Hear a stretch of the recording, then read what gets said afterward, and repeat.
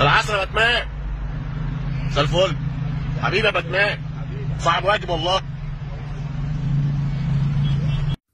يعني انا مش عارف ماذا تخبئ لنا 2020 اكتر من كده. ده يعني ده زي ما حضراتكم شايفين، ده باتمان في مصر عادي، يعني مفيش مشكله. الفيديو منتشر بقاله يومين ثلاثه، يعني مفيش مشاكل. وبعدين هو الراجل جه جنبه قال له مساء العسل يا باتمان، فالتاني قال له حبيبي، التاني قال له حبيبي، قعدوا يقولوا لبعض حبيبي. وبعدين كان معاه تليفون، مش عارف بيكلم مين. يعني انت المفروض بقى انت بقى يعني ده بيثبت ان انت مصري بقى، انت معاك تليفون. فيعني وبعدين قال له صاحب واجب والله. ما اعرفش بقى كان جاي يعزي مثلا، دول كانوا في عزا ولا انا مش عارف، بس ده مش مهم دي. بس الفيديو لذيذ يعني، هو الفيديو حلو، عمل ايه اكشن كده، عمل اكشن على السوشيال ميديا. وبعد بس يعني وفي بوست كمان كانت واحده ست كاتبه لنا ايه، كانوا في عربيه يعني، وبعدين كانوا داخلين على لجنه وايه، وباتمان قام بقى ايه معدي كده من جنبهم، وقام عامل للظابط كده هاي يعني، وقام معديين يعني.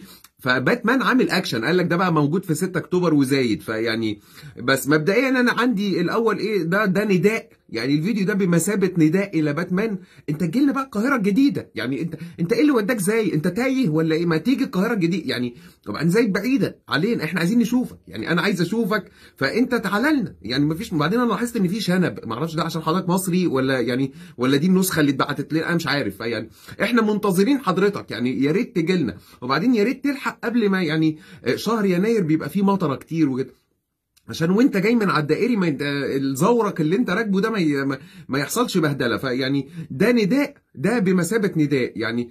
تعالى لنا باتمان، احنا منتظرينك يا باتمان، وهنعمل واجب وهنقول لك صباح الفل يا بات، منور يا بات، الحاجات الحلوه دي والصلاه على النبي عليك يا بات، حاجات، كل الحاجات دي هنعملها معاك. فانت شوف استقرب يعني، شوف لنا يوم وتعالى لنا القاهره الجديد، او غير سكنك يعني. انا هو انت غالبا ساكن هناك يعني، لان انت اتشفت في كذا فيديو 6 اكتوبر والشيخ زايد. فيعني احنا منتظرينك، تعالى لنا القاهره الجديده او التجمع، شوف اي يوم واحنا ده بمثابه نداء يعني. ارجو ابات ان انت تشوف الفيديو.